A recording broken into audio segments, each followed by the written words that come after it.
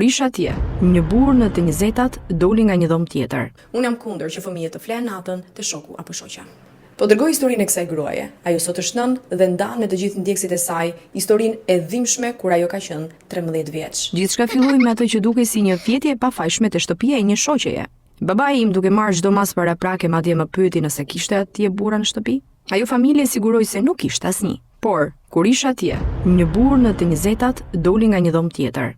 Ai do të më dëmtonte në mënyra të paimagjinueshme, jo një herë, por 2 herë. Gjatë sulmit halla e tij qëndronte jashtë derës duke bërtitur. Për një moment mendova se ishte aty për të më ndihmuar, por më shokoi kur e dëgjova duke pyetur pse po e bënte përsëri këtë. Një tregues i qartë se unë nuk isha viktima e tij e parë. Ajo nuk bëri asnjë përpjekje për të ndryrë. Kur i luta të merrja në telefon babain tim, ajo refuzoi të më jepte. Ajo filloi të më jepte alkool, diçka që nuk e kisha konsumuar kurrë më parë në jetën time. Isha e tmerruar nga ajo që mund të më bëni nëse refuzoja. Më detyruan të pija derisa u ndjeva e mpir dhe pa aftë për të mbrojtur. Besoj se kjo u bë që unë të mos raportoja. Gjëja e fundit që mbaj mend ishte që po më mbante përmbys mbi supe duke më çuar poshtë korridorit.